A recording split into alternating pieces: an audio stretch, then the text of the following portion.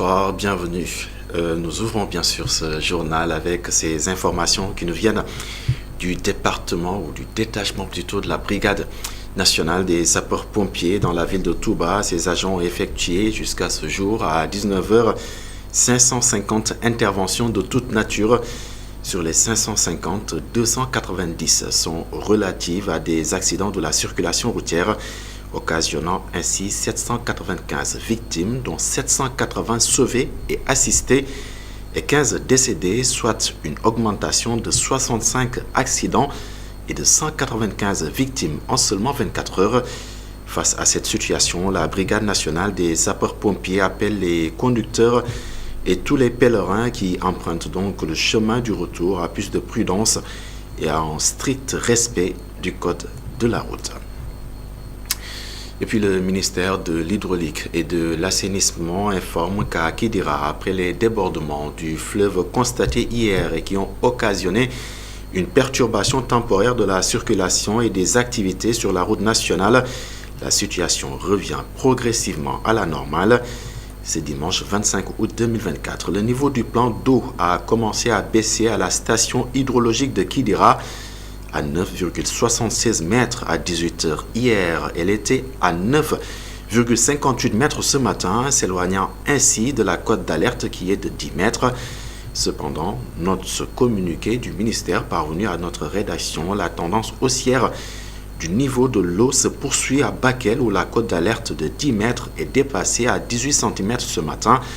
À Matam également, le seuil critique de 8 mètres est donc atteint en fin d'après-midi, ce qui risque de provoquer une inondation dans cette zone de la vallée du fleuve Sénégal, informe donc le ministère de l'Hydraulique et de l'Assainissement qui invite ainsi les populations à plus de prudence. Pendant ce temps, les populations de la banlieue de Dakar veulent que la justice se saisisse de l'affaire. Nous parlons là de ces accusations et contre-accusations entre l'ancien directeur de l'Office national de l'assainissement du Sénégal et le ministre de l'Hydraulique et de l'Assainissement. Pour ces Sénégalais, seule la justice peut faire la lumière sur cette affaire. Voyons tout cela avec Mamadou Lamine Fati. Une affaire publique sur la place publique.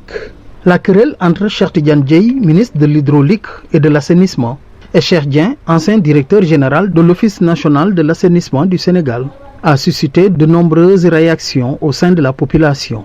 Cet habitant du quartier Cheikh Wade de Guédiawaye exige des éclaircissements sur cette affaire. C'est seulement avant-hier que Lat Diop a été accusé. Le procureur s'est auto-saisi pour qu'on puisse éclaircir la chose. Et tout a été clair. Donc si on a cette même situation, il faut que le procureur s'auto-saisisse de l'affaire. S'il ne peut pas, le président n'a qu'à s'auto-saisir pour éclaircir la chose. Parce qu'on dit Djoub Djoubal Djoubanti.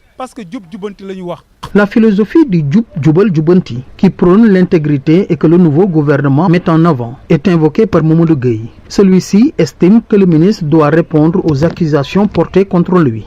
Il appelle également la justice à s'autosaisir de l'affaire. Moi, je pense que comme que Cheikh Dieng a fait une conférence de presse, il faut que le ministre aussi puisse nous éclairer. Finalement, nous-mêmes, nous n'allons plus faire confiance à ce nouveau gouvernement. Alors que cette situation-là pose énormément de doutes chez nous les Sénégalais. S'il y a un problème qui touche des personnes politiques entre un directeur général et un ministre, il faut que la justice puisse convoquer les deux parties, puisse éclaircir la situation-là. On ne peut plus vivre cette situation qui s'était passée au Sénégal. On a souhaité une rupture, on veut un changement total. Cheikh Dieng, résident dans le quartier Ndiolofène, insiste sur l'importance pour la justice de faire toute la lumière sur cette affaire. La population attend que la justice fasse son travail.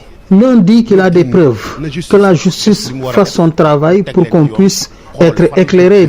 S'il a touché l'argent du peuple, il faut que tout soit clair. Si l'autre est accusé d'avoir donné des marchés gré à gré, il faut que tout soit clair, qu'il amène leurs preuves. Et pour que tout cela soit clair, il faut que la justice puisse faire son travail pour que la lumière soit faite. Ce qui aurait pu passer inaperçu est finalement devenu un sujet de débat public, offrant aux citoyens l'occasion d'exiger des réponses et de la transparence. Le directeur général de la santé publique était quant à lui hier au centre de santé de l'aéroport international d'Esdiagne et au port autonome de Dakar, une visite qui s'inscrit dans le cadre de la prévention contre le mpox ou variole du singe. Ousmane Cissé se dit satisfait du dispositif trouvé sur place pour faire face en cas d'apparition de la maladie sur le territoire national. Je vous propose de l'écouter. Nous avons fait des visites aujourd'hui pour voir l'état d'avancement des dispositifs mis en place concernant la riposte contre la variole. Nous avons visité 2 ports d'entrée, le port et l'aéroport. Nous allons faire prochainement les ports d'entrée terrestres. Nous sommes rassurés du fait qu'il y a tout ce qui devrait être sur place et déjà sur place pour pouvoir diagnostiquer les cas si la situation venait à se présenter. Donc nous remercions les 2 médecins-chefs qui nous ont reçus, celui du port et celui de l'aéroport. Et nous sommes satisfaits du dispositif qu'on a trouvé sur place. Et que Abdoulaye Yakin réceptionne un poste de santé. Toutefois, l'environnement demeure une véritable problématique pour les autorités de la localité. Dans ce quartier, l'occupation des rues et des voies, bien sûr, se fait dans une parfaite anarchie, d'après donc le maire de la commune de Thiès. Les précisions, c'est avec Isidore Alexandre Senna. Le poste de santé de Keur Serigne Abdoulaye Yakin vient de faire peau neuve. La commune de Thiès-Est a débloqué plus de 30 millions de francs CFA pour obtenir ce résultat. À ce résultat-là, je voudrais aussi rendre un vibrant hommage à l'ensemble des populations de Keur Serigne Abdoulaye pour leur engagement à nos côtés pour la réalisation de ce bijou d'un coût de 39 millions.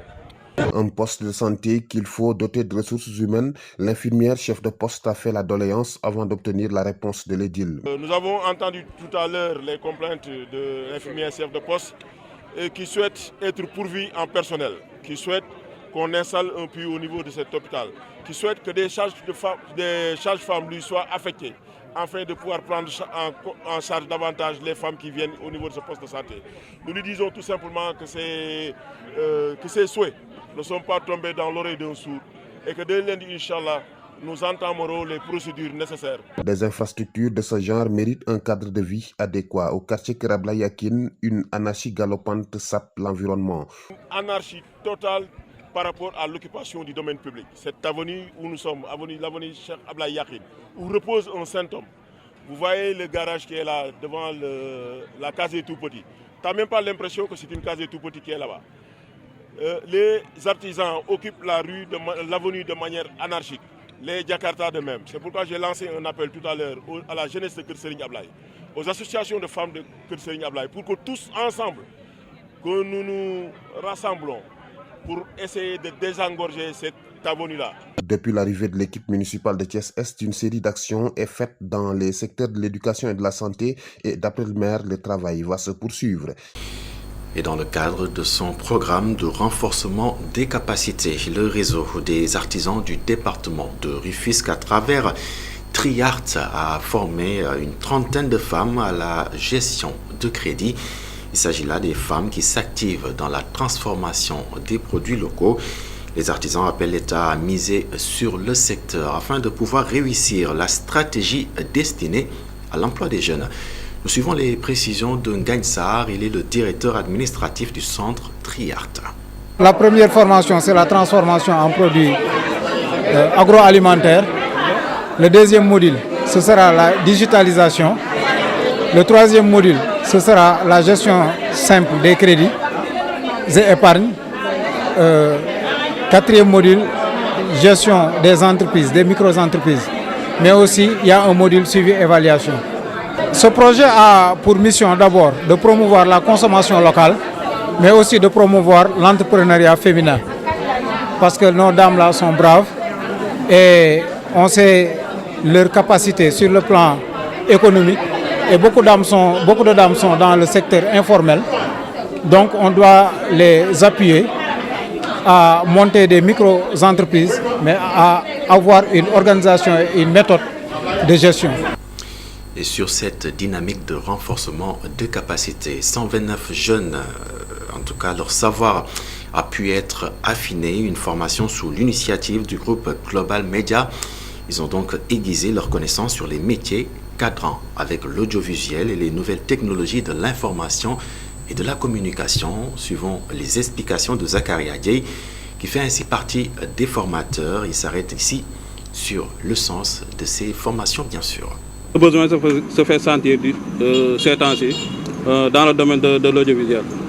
Parce que beaucoup de jeunes entrent dans ce domaine, tout en n'ayant pas toutes les compétences requises pour exceller dans le métier. Donc il faut des initiatives pour les former, pour les encadrer et pour les accompagner. On faisait ça souvent à Dakar, mais on s'est rendu compte que la majeure partie des apprenants qui s'inscrivaient n'habitaient pas à Dakar. Donc ils n'avaient pas la possibilité de venir jusqu'à Dakar 3 jours, 4 jours pour faire la formation et revenir. C'était un peu difficile. Bon, globalement, on a eu à former sur 4 modules. Comme il a dit, l'informatique, cadrage, montage et la photographie. Bon, pour le nombre de participants, il y avait environ 150 participants pour une durée de 12 jours. Il y a pas mal de jeunes qui entrent maintenant dans le métier. Mais ils entrent comme ça en vrac. Ils ne savent pas exactement ce qu'il faut faire. Pour les aider, on a décidé de leur donner un peu de notre connaissance que nous avons pour les aider à exceller dans le métier. Pour les aider aussi à prendre conscience que ce métier, c'est un métier d'avenir. Parlons à présent de tout à fait autre chose. Les pressings pullulent à Dakar. Beaucoup de Dakarois choisissent d'amener leur linge dans ces boutiques. Ils ont expliqué ce choix par la qualité du travail, du lavage à la machine. Le reportage avec Aïssa Touka. Pressing bi moo gën a mën a fort yére pour mën a yàgg fa pressing moo ci gën. Abdoulaye détient une boutique de pressing à Sicap Karak Amitié depuis bientôt 4 ans. Il est parvenu à commander une machine à laver après avoir acquis la pratique auprès de son frère. Bon, ça fait presque 4 ans que je travaille dans ce boulot. Mais alhamdoulilah, on gère très bien comme il faut. Machallah, je gagne des clients comme il se doit. Il y a des gens qui viennent et on les gère tranquillement. Parfois, il y a la fatigue qui nous revient au moment là où on n'en veut pas. Parce que si on finit de faire le linge, pour venir et tenir, pour repasser les habits, c'est pas facile. Juste, voilà, comment on dit, rester debout et jouer le jeu, c'est pas du tout facilement. Parfois, les gens viennent, il y a la fatigue qui nous attrape et dès qu'ils viennent, on nous dit que est-ce que c'est fini, on lui dit que voilà, c'est pas encore terminé, tu veux repasser plus tard. Abdoulaye informe que les tarifs varient en fonction de la nature et la qualité des habits. Il assure toujours mettre les moyens pour une propreté garantie. Ensemble de pièces, c'est à 2000 francs. 3 pièces, c'est à 3000 francs. Ensemble veste aussi, c'est à 3000 francs. Chemise à 750. Pantalon aussi à 750. Les couvertures, ça débute à 5000, 6000 et à 7000 francs. Il y a des djellabas qui vont à 1000 francs, à 1500 aussi. En termes de propreté, ce couturier ne fait confiance qu'au pressing. Moi, j'amène toujours mes vêtements à laver au pressing. En termes de qualité et propreté, ils sont les meilleurs. Il y a des types d'habits que seul le pressing peut laver sans abîmer la qualité du tissu.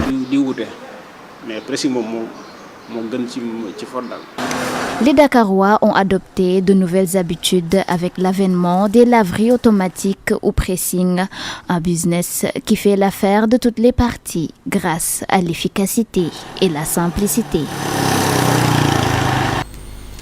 Un reportage qui porte donc la signature de Aïssa Touka.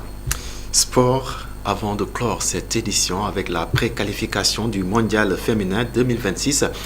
Le Sénégal s'incline en finale devant la Hongrie, score final 47-63. Après cette défaite, le Sénégal est ainsi éliminé de la qualification à la Coupe du monde de basket féminin Berlin 2026. La Hongrie, vainqueur du tournoi, décroche donc son ticket pour les qualifications à la prochaine Coupe du monde féminine prévue en mars 2026 en Allemagne. Une compétition qui va regrouper 24 équipes, dont les 2 vainqueurs des tournois de préqualification et 22 autres sélectionnés à partir donc des résultats des coupes continentales féminines FIBA 2025. Fin de ce rendez-vous avec l'information. Merci de l'avoir suivi. Excellente soirée, excellente suite des programmes sur la télévision d'ici et d'ailleurs et surtout, prenez bien soin de vous.